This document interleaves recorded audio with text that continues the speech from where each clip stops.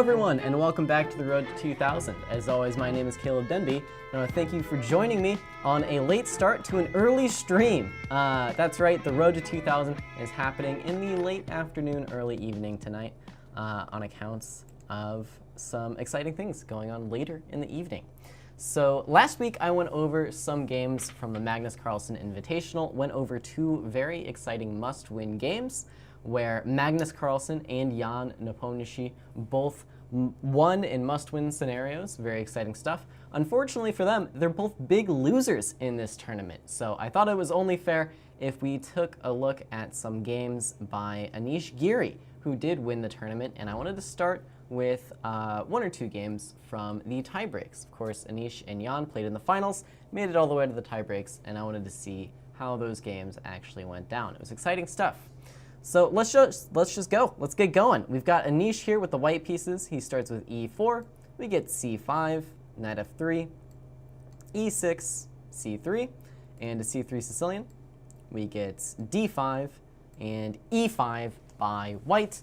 And now we are basically in some sort of strange c3 Sicilian French defense hybrid. After d4, we should just be in a normal French by white. Now, black does have the option to play d4 here himself, and then we get into some unique lines, but that's not what Ian went for. Ian simply playing knight c6, now we get d4, and this is essentially just a French defense advanced variation, with white playing, white could have arrived at this by playing e4, e6, d4, d5, e5, c5, c3, knight c6, knight f3. That's the other move order we could have gotten here.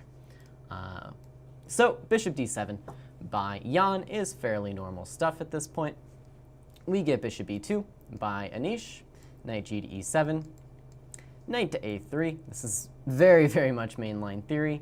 Notably, after knight a3, this bishop is temporarily blocked, and so white never has to worry about any captures and captures on a3, although this is generally not the greatest idea by black anyways, on account of some of these dark squares already being a little bit loose, and this dark squared bishop being very valuable.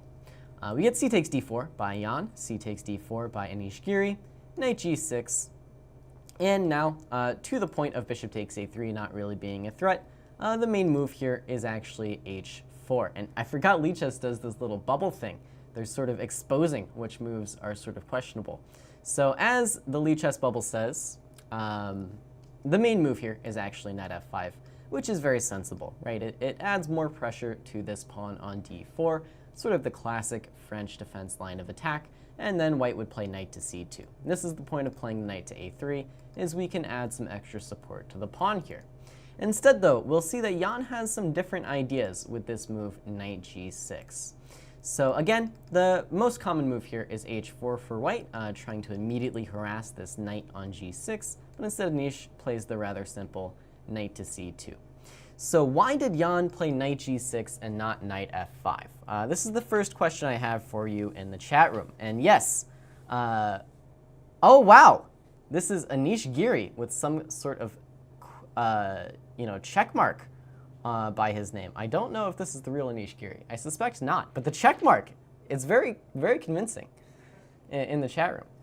But yeah, this is the first time we're live on both Twitch and YouTube. So hello to the people in the Twitch chat for the first time, John Z. Abraham and Chess Thinker, and hello to the YouTube regulars as well.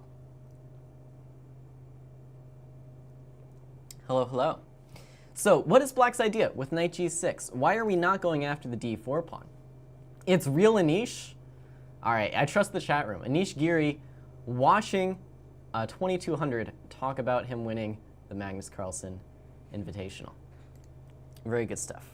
All right, nobody knows what the point of knight g6 was. So instead of playing knight f5 and going after the d4 pawn, knight g6 is actually telegraphing something a little bit different. Due to white's play by bringing the knight out to a3 and back to c2, black is sort of admitting that, okay, you've got some really nice control over d4. I'm going to start attacking somewhere else. So in openings like the French and other sort of closed center positions, there's usually two ways you can go after the center. One is by attacking the base of the pawn chain, and that would have been with knight f5, going after d4. And the other is occasionally you can attack the head of the pawn chain, in this case the e5 pawn. So of course, f6 is going to be the point here. Now the knight on g6 is applying a little bit of extra pressure to the center, with black going after the head of the pawn chain rather than the base. And did my mouse cursor? Look at that. That's wild. We're on a different computer. I love it. Okay. All right, I won't wiggle the mouse too much. That was fun. Anish isn't perturbed though. He just takes on f6, and we get g takes f6 and castles. Black now continues with bishop to d6. So this is a really interesting type of position. I find these positions to be some of the most interesting, really, in all of chess. And now, why is that? Well, there's a really nice imbalance going on here. Black, of course, sort of has a central advantage, right? We have black with these claims in the center, controlling a whole lot of central squares and some of these squares on the king side as well. So on the surface, it looks like these pawns are doing a really great job of controlling nearly every important square. And then we see black is also eyeing this f4 square, thanks to this knight on g6 as well. So what's the drawback to this? Well, of course, black's position is starting to look a little bit airy. Of course, these two pawns, have no pawns left on the 7th rank to help defend them, and this is going to be the source of white's counterplay. But this is actually a very, very difficult sort of needle to thread for white here, because if white doesn't manage to apply some real tangible pressure to these pawns pretty early on, then black is just going to be better, right? Someday when black has a safe king, we'll see black launch an h-pawn down the board, use these pawns to control every square in front of his king, perhaps on f7, as we'll see.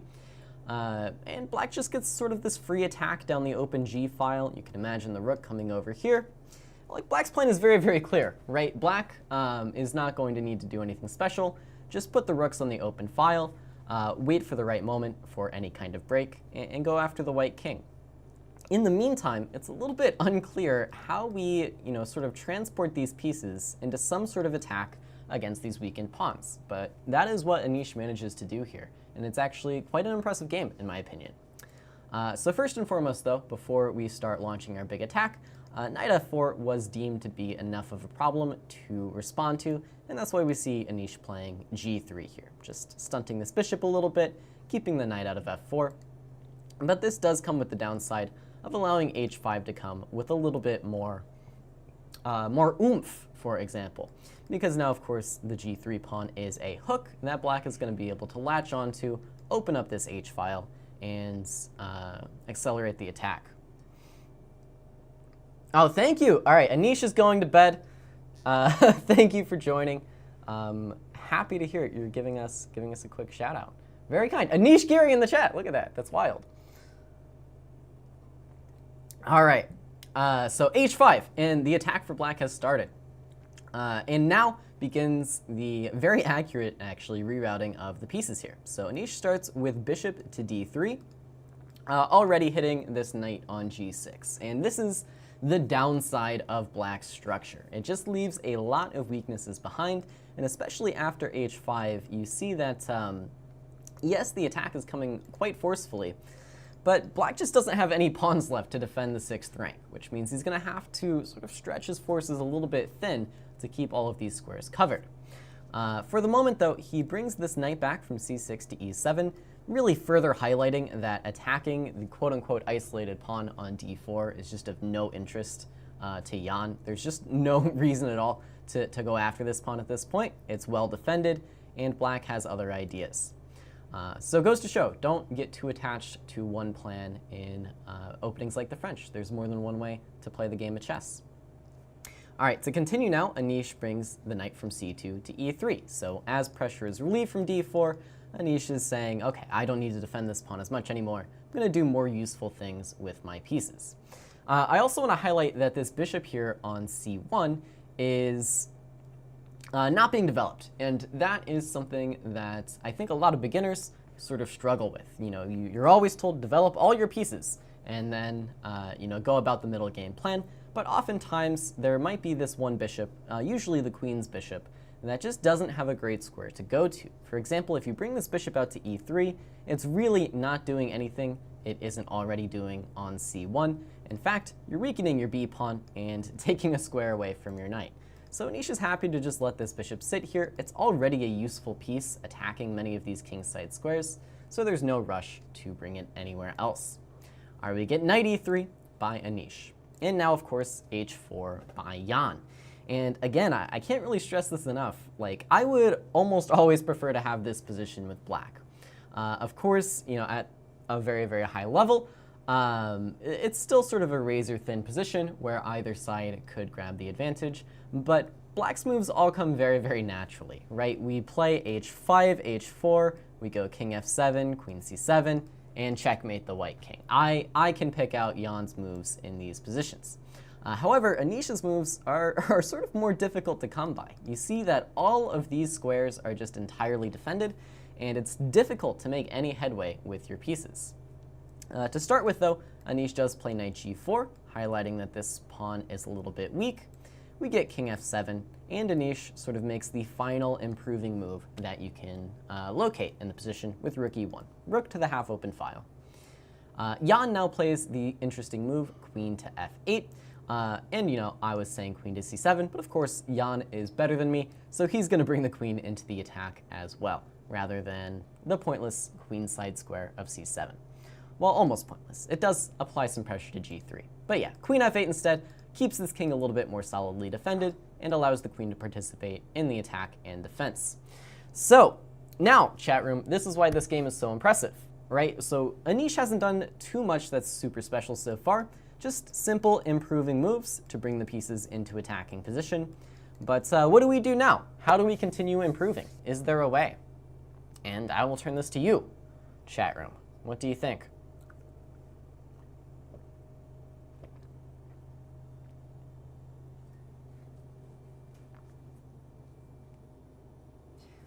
The chat says, does this mean white failed to get the advantage in the opening?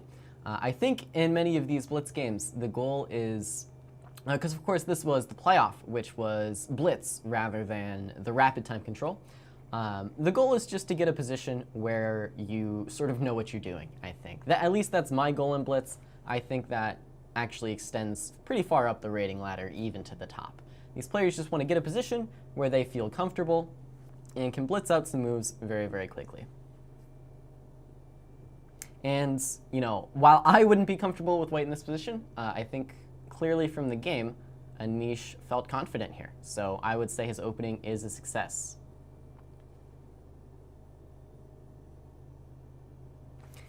Bishop takes, Alan is saying, if black is attacking, should white trade some pieces? Bishop takes g6.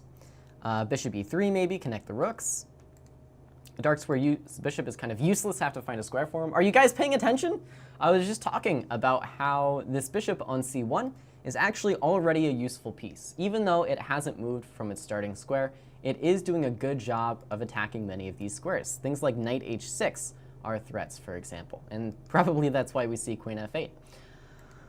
Also, controlling g5 may be important later on, and it's always nice to have a little bit of extra care around the f4 square. Now, if you play a move like bishop e3, you're sort of actively harming your position. You're taking away what could be an important retreating square for the knight. You're also blocking off your rook. So bishop e3, definitely the wrong idea here. And bishop g6, I don't think is quite right either.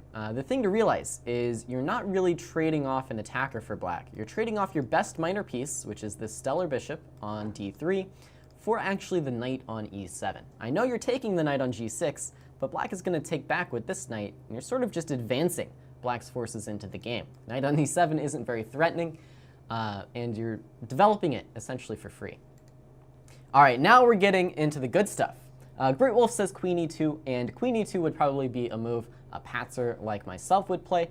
Some move that vaguely looks like it's continuing the attack, just improves the queen a little bit.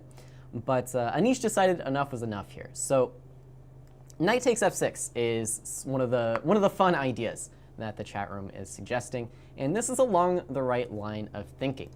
So, in a materialistic person's head, these pawns control all of these squares. There's no way we can attack this black king unless we, are threatening to take one of these pawns. Unfortunately, that's just not realistic in this position. You can't add enough attackers to either of these pawns to force a weakness by black.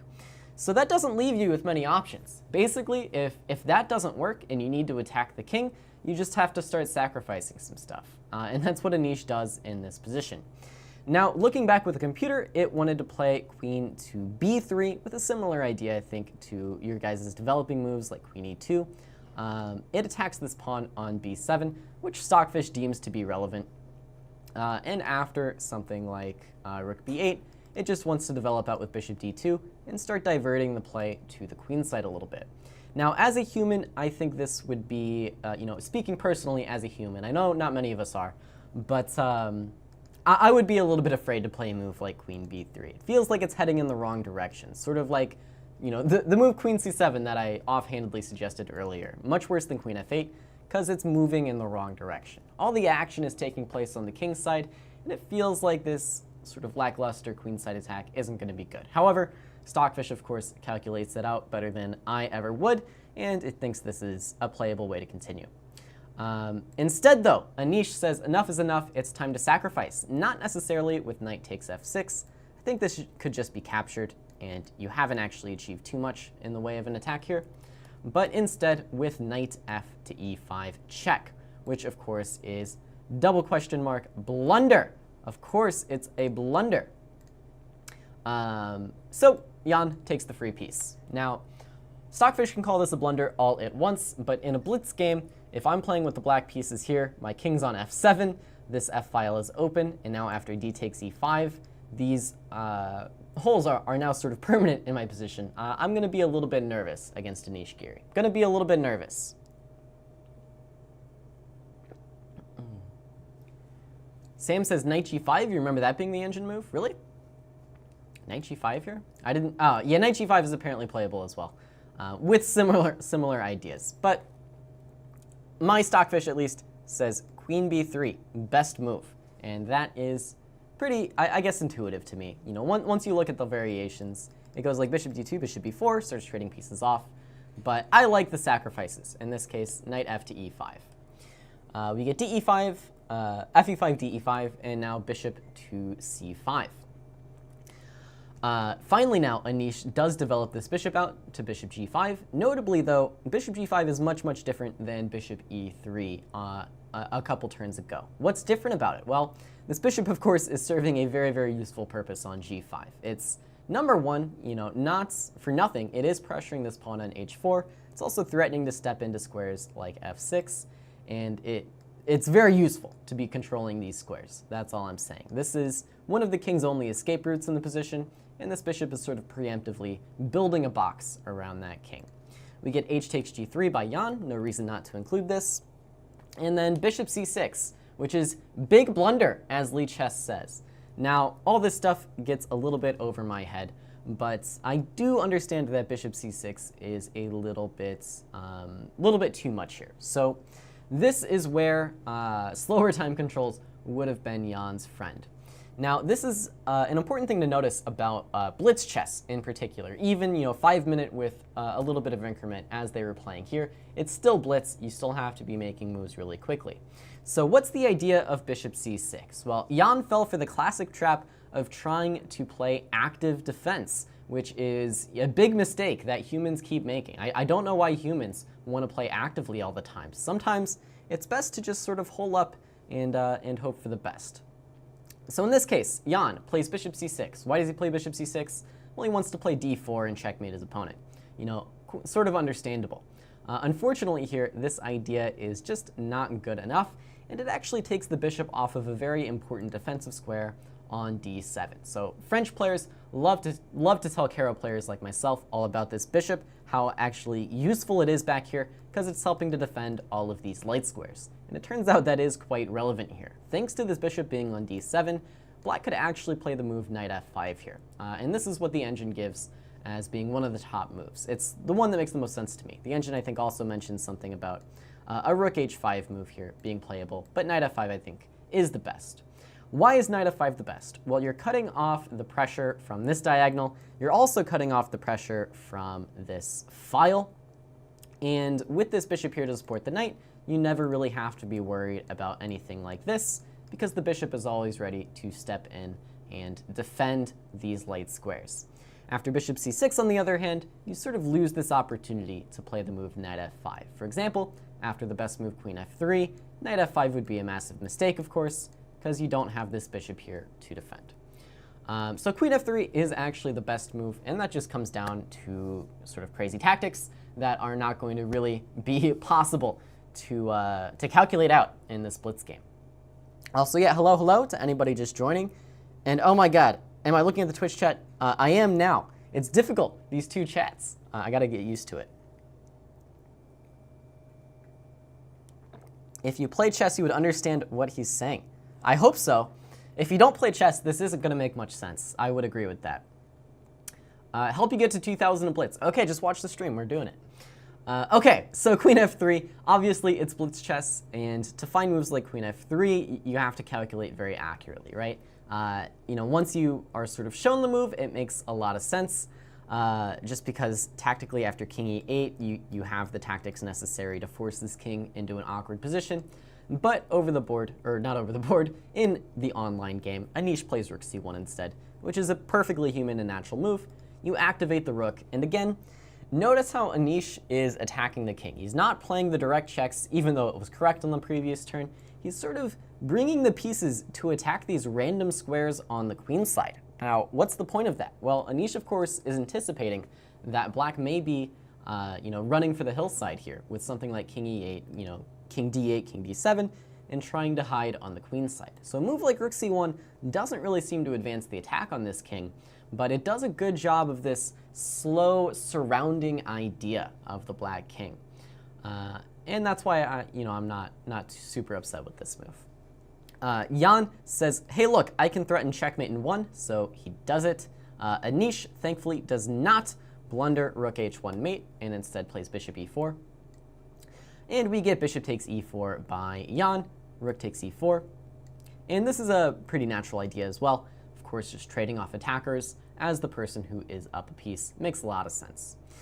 Now after that, we get the interesting move of knight to f5 by Jan, which is a nice little accurate move. And if I'm Anish here, I'm going to start to be getting a little bit worried, right? We do end up with this knight f5 blockade that Jan could have gone for with the bishop on d7. We've lost our strong attacking bishop on d3. And it looks like the c file's closed, the f file's closed. It's getting tough to worm our way into this position. But, Anish still has a few tricks left. Finds the move queen to a4, going for some invasion squares over here. And at this point, I would say just ignore any of these inaccuracy things by Lichess here. Lichess thought it was -3 already, so it's ready to sort of give up the game. In positions where it's like -3 or more, generally you don't have to worry as much about playing computer moves. It's about playing the tricky moves. And queen a4 is definitely tricky, starting to threaten some checks. We get rook c8 by Jan, and important to note the time situation here, Anish with 2.5 minutes, Jan down a minute on the clock. And if that's not an impressive achievement, I don't know what is. I don't know how many of these online games I've seen Jan down time, much less down 1 minute with only 90 seconds left on the clock. That's like obscene. So Anish really getting him here. Really getting him. Hello, GP. Okay, and John Z. Abraham actually has an interesting suggestion of b4 here. So I think the problem with b4 is that bishop e7 is perfectly fine. And the problem is, even if you do get to invade, you don't get to invade forever. It looks like simply queen d8. And there's actually some pretty strange tactics going on here, with the rooks miraculously getting forked with the queen on d5. And of course, if something like queen c1, queen c2, rook c8, pieces just start coming off the board. So that's the problem with b4. Instead, we get queen a4, rook c8, and bishop f6. So this is the moment where Jan plays sort of the only move that loses. The problem, of course, is that when you've been playing a game where you could have played a losing move sort of at any moment, and in fact had already let the advantage slip once, it's sort of bound to happen sooner or later. You just can't play perfect chess under these time control settings. So, chat room, I want to see if you can find the correct move and see if you can find the move that Jan played. So what wins and what loses in this position? There's actually one move that is pretty, pretty blatantly the simplest after you find it, but The other two options are a little bit less clear.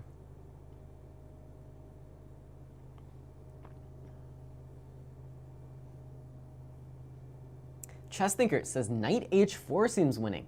My first question is which one? My second question is why? My third question is what? Okay, so Manas Gupta says king g8, just adopting the give some material back approach, allowing white to perhaps capture the rook. Goggendeep says rook g8. I know I'm not pronouncing that correctly, but that was my best guess. And Steven says the simple move, queen e8. And yeah, queen e8, once you see this move, if you do see this move, I think you always play this move. Perhaps the problem that Jan might have thought he saw or something was some way to attack this bishop, and then there's two threats on the board, but of course there's just no good way to apply any pressure to this bishop. Queen c4, queen c2, neither of those moves threaten to take. Queen a5, of course, can be met at simplest, well, not by b6 because this is check, but why is something like queen c6 making another threat, or even bishop b6 making yet another threat, and then plenty of time left to save the rook. So queen e8 is definitely the move here. Now the question is, between rook h7 and rook g8, why does one lose and why is one perfectly fine? Turns out rook g8 is in fact winning the game. This one is good enough for the victory. However, Jan plays rook h7 like a patzer, double question mark from Lee Chess here, and that is an accurate depiction. So why does rook h7 lose? What's the problem? What's the problem with rook g8? There was no problem with rook g8. That's what Jan could have played. Instead, though, moves the rook to the wrong square. And looking at the time, Jan actually spent half of his time on this move, so it's definitely not too incredibly trivial of a decision. I think, though, if Jan had seen queen e8, Jan probably would have played queen e8. I think that's the type of move that you just don't see sometimes.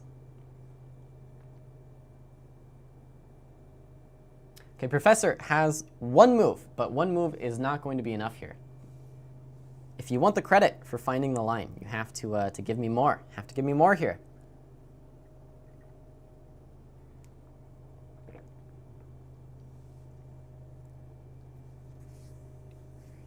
Engines are far better than human.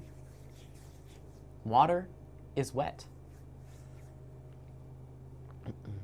Queen d7 picks up the rook. Well, it's not quite that simple, everybody. Not quite that simple, right? There is more to the story than queen d7 winning a free rook, because, you know, there's like 8 legal moves there for black.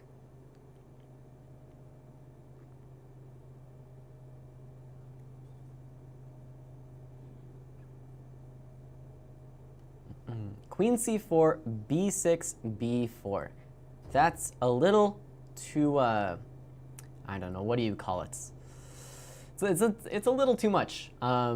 With all these things happening over here on the king's side, tactics against this bishop, while, you know, they might exist somewhere sometimes, they don't really exist right here. So what's the problem? Yes, queen d7 is the idea, but what's the problem? After king to g8, it's not some random queen sacrifice. It's just that this pawn is hanging and the knight on f5 is going to die. Super sad. Don't need to sacrifice the queen or anything. Just a free knight. However, there are no fewer than 3 different reasonable ways to interpose here. Of course, actually, the bishop would hang the rook, so maybe only 2 reasonable ways to interpose. What's the big deal? What's the big deal, everybody? Why can't we block the check? What's going on? Why can't we block the check?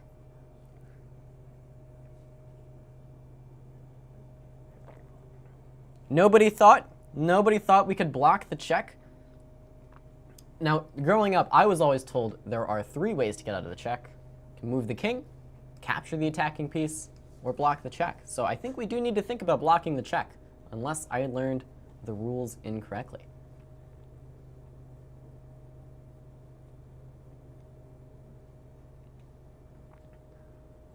Remove the defender, then pick up the rook. Really good. Man, Is this, like, do you guys know chess notation? But yes, of course, we remove the defender and then pick up the rook. Very good, I agree. So bishop takes.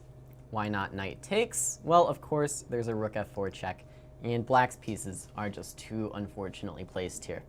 And this is what you get, Jan. This is what you get when you make loose pieces. Loose pieces drop off. Rook on h7. That's a loose piece. Should have gone to g8 instead.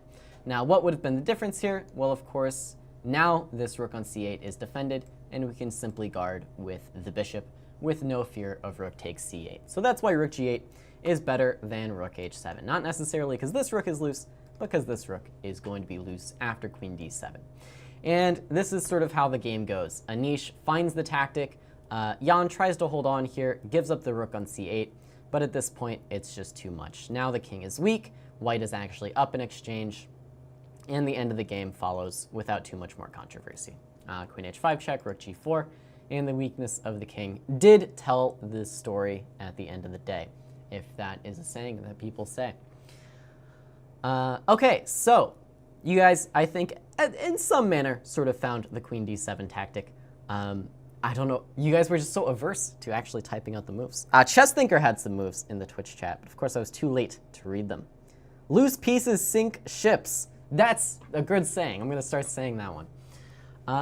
And so yeah, that was tiebreak number 1. So any questions on tiebreak number 1 here? Again, this move, knight f to e5, big blunder according to computers, but it's the type of, like, you know, this is Mikhail Tal right there. Tal would play knight e5 and then somehow miraculously win the game. You know, except he would do it in classical time controls. So throwing down the gauntlet to Anish there. Start sacrificing pieces like this in your over the board games. I'll be really excited. And so this is why. This is one of my favorite games from the match here. All right, hello Manny in the Twitch chat. We're dual streaming here today. Fun stuff. Seeing no questions though, let us move on to game number 2 in the tiebreak. So of course, Anish off to a strong start in game 1, takes the lead. Jan is now in yet another must-win situation. To even get to the tiebreaks, he had to win a must-win game in the rapid portion, and now yet again, he was in a must-win scenario. And let's see the exciting opening that Jan goes for now that he has to win. You know, what will we see? Will we see more Sicilians? Will we see some d4 opening? No, Jan plays b3. What a troll. What an actual troll. Plays b3 in his must-win game with white. So, for those of you unfamiliar, why is b3 sort of a strange idea for a must-win game? And on the other hand, why is it potentially a good idea? Well, the problem with b3 is that there are about 12, maybe 13, 14 different lines that all give black pretty easy equality. I might be exaggerating a little bit, but there are a ton of different ways that black can play here, and pretty much all of them equalize very, very easily. So that's why b3 is a strange choice to try to get an exciting game, because with so many lines to choose from, black should be able to find some way to get an easy equality without too much problems. Now, the upside of playing a move like b3 is that you're going to get a chess game, right? That's I'm pretty sure that's all Jan was looking for here. Just wanted some kind of chess game. It's 5-minute time control. Mistakes are going to be made sort of inevitably, and he's taking his chances with that. Anish, though, continues with d5. Of course, e5 is, but okay. We get d5, bishop b2, bishop f5 by Anish, and he just sort of goes for this very simple setup that you see players with the black pieces sort of going for all the time. Just knight f6, knight c6 to follow, you develop your pieces, you control the center, and black can't be worse. It's that easy. Knight d2 by Jan, we get knight f6, and now g3, knight c6, bishop g2, and e5. So at these high-level games, you'll always see if one player is not taking over the center, the other player is usually happy to oblige. Having a strong center, usually not a bad idea. Now, is e6 a bad move here? Honestly, maybe yes, because you're sort of playing into the white's hand here of playing against this bishop on f5. It doesn't have a very bright future.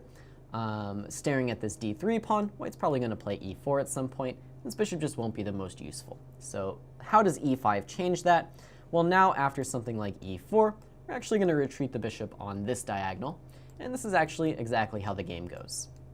So now, rather than being relegated to the g6 square, we have this bishop on a nice active e6 square, controlling some important squares like c4 and the king's side as well.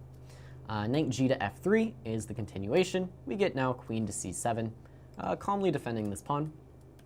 And kingside castles, bishop e7, which Lichess doesn't like, but it's fine, it develops. And knight to c4. So question chat room. Should we be capturing this knight? Yes or no? Bishop takes knight. What are your thoughts on this move? Anish said in one of the interviews after the game that he'd actually looked at 1b3. Well, we could have asked him a little bit ago. He was in the chat. Very, very strange.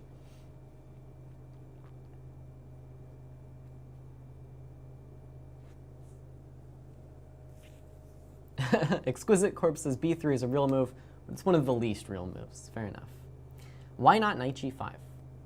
It's a good question. So Teo says no, because white will have a strong d5 square. Interesting. Adi says it doubles the pawns, so yes. d5 is perma-weak.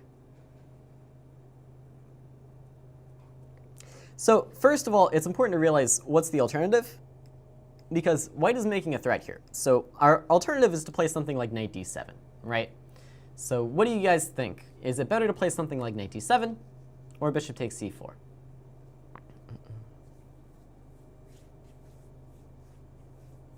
All right, and the chat's mad at me for saying f5 is always a bad move. It's unfortunate.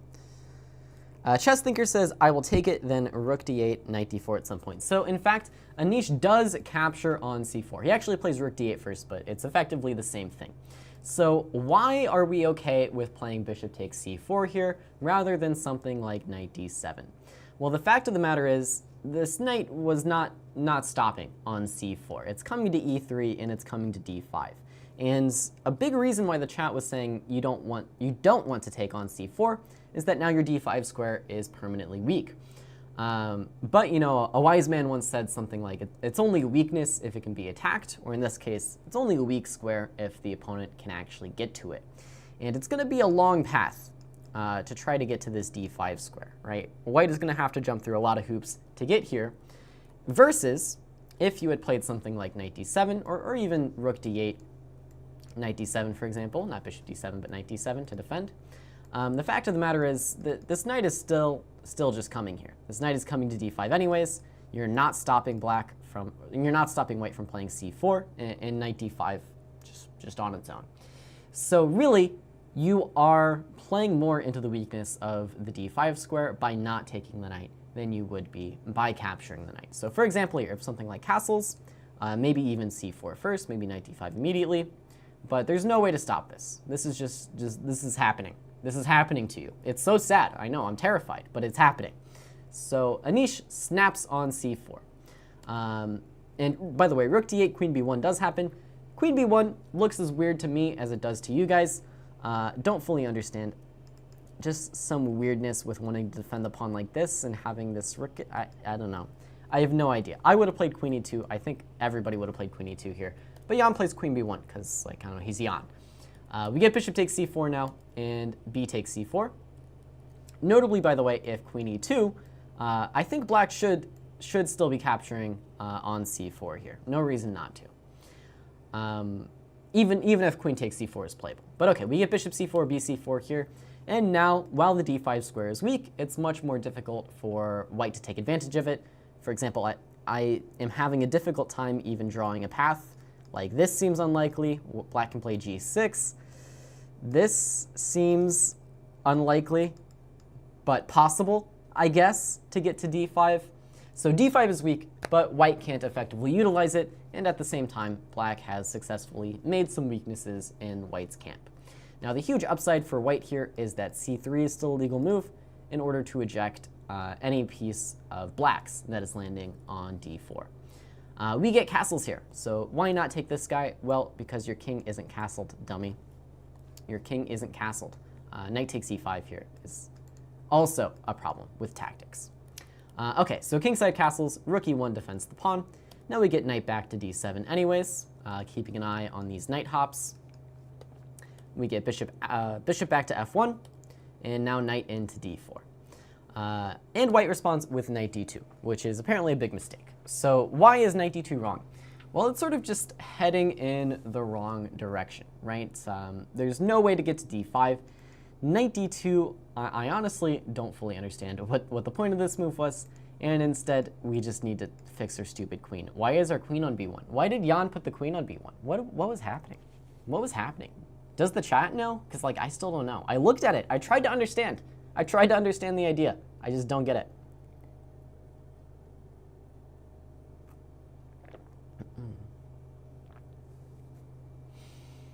Okay, but knight d2 instead. We won't try too hard to understand. And Anish finds a good move, bishop g5. So this is one of those moves that I think is unnatural enough that it slips by a lot of people's radars here.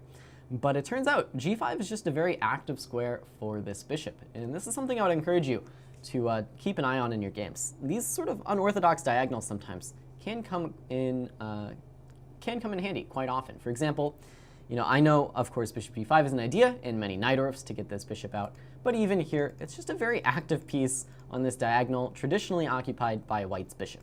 In this case, white's bishop is sitting on b2 because white thought that 1b3 was a good idea. Okay, we get bishop takes d4 by Jan, and now bishop takes d2 by Anish, and the tactics happen like so. And we end up with the classic good knight versus bad bishop. All that's left to do is convert. So why is this the line we get? Well, because there's really nothing better to do here. There's really no other way out. You can play something like knight b3, but you hang the rook. If you play rook d1, then it's all the same. You can't take this because, again, you hang the rook. So things just went badly for Jan in this opening. And now we get knight to c5, and Jan is in deep, deep trouble. If queen e2, knight d4 trades more pieces, this could be the issue. This could be the issue. This could be the reason behind the mysterious queen b1. Although I really don't think that black is looking to play something like knight d4 here. But yeah, queen b1 just doesn't sit right with me. Doesn't sit right. Weird mistake to make. We get knight c5 though, and now bishop d3. So chat, let's test your technique. Let's test your technique. You know, the flurry of the tactical exchanges has sort of happened. The position has calmed down. White is building a little bit of a fortress here. How do you continue this game? What is your winning idea? How do you add more pressure here? How to add more pressure?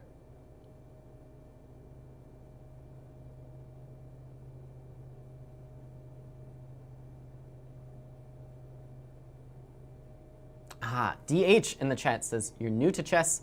Is this actually Jan and Anish Giri? We are analyzing a game that they played in the Magnus Carlsen Invitational. This is not a live game. I understand the confusion though, because their names are right there. They're right there, but it's me. I'm moving the mouse. Look at me go. Hello, Gustavo. Hello, hello.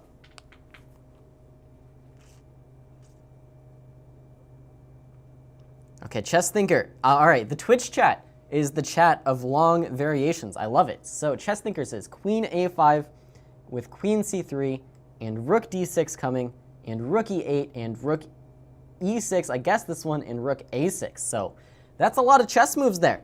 Chess Thinker, have you considered that white gets to move as well?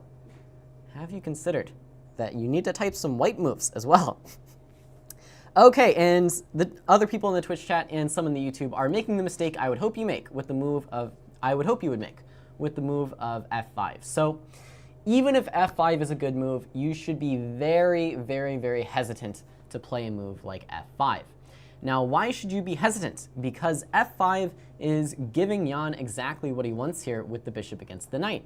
With this pawn on e4 and c4, this bishop is entirely useless. After f5, and e takes f5, yes, you get to start rolling down the center, but all of a sudden this bishop has a target, it has a half open, or a basically open diagonal that it can attack down. This pawn ever moves, yes, it's a very valuable pawn.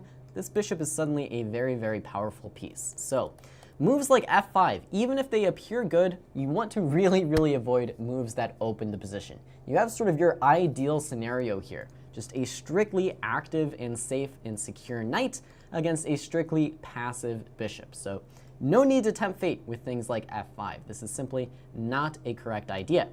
Instead, you should activate the rooks with something along the lines of what Chess Thinker was saying. Now, I don't think you need to start with queen a5, queen c3. I think this is sort of putting the cart before the horse here. Don't really want to be leading with the queen in a situation like this, in my opinion at least, because it can be a little bit vulnerable to attacks still. For example, even something crazy like a4 and rook a3 at some future date is not entirely out of the question, just to start evicting some of these pieces. But I do like rook d6, and this is what Anish Giri plays. So you just start activating the rooks, start going after these weaknesses on the queen side that are already there, and at no point should you be considering moves that help to open the position like f5, even if black is still doing well. Even if black is still doing well. Is knight a4 any good? So knight a4 might be okay as well, but your knight is already pretty ideally placed here. These rooks aren't doing anything. The knight is doing a great active job of attacking e4, and knight a4 is the kind of move you would play when it makes a threat that's kind of unstoppable. You play knight a4 when you're ready to play knight c3 with a direct threat. Knight a4 here, like I think it's fine, but like honestly, I'm not even happy with allowing white ideas like c5, giving up a pawn for free, but with the idea of activating this bishop a little bit. I wouldn't even be happy with this. Just total lockdown for the bishop. Because, let me tell you a secret, chat room, bishops are pretty good. This is a bad bishop now, but give it a little bit of leeway and it can very quickly become a good bishop.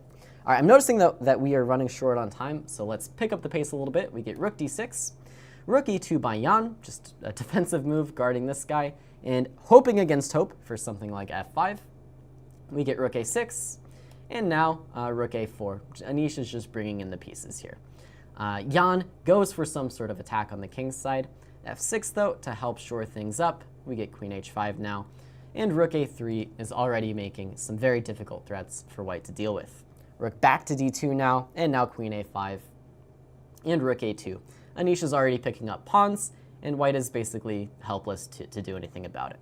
I'm just going to fast forward a little bit, because not too much more in the way of interesting things is going to happen this game. We get f4 by Jan. This is sort of the only idea Jan could have gone for. Again, just desperately, you need to open the position in order to get any kind of counterplay. And at this point, we do see Anish ready to play e takes f4, but I want to stress the only reason why Anish is allowing the position to open is because he's ready to trade off the knight for the bishop. So we get g takes f, and immediately Anish says, no, you cannot have this bishop anymore. I will be taking that off the board and picking up some more pawns now. And the game is reaching a conclusion. We get queen c6, and after queen d5 check, I don't know if queen c6 was intended or queen d5 was intended. Probably queen d5 was on purpose, but it's simplifying now, and Anish just has too much stuff. Too much stuff for black to deal with. We get the rook coming to g5, another check, and f2 is the game-winning tactic here. Can't take the rook because black will queen.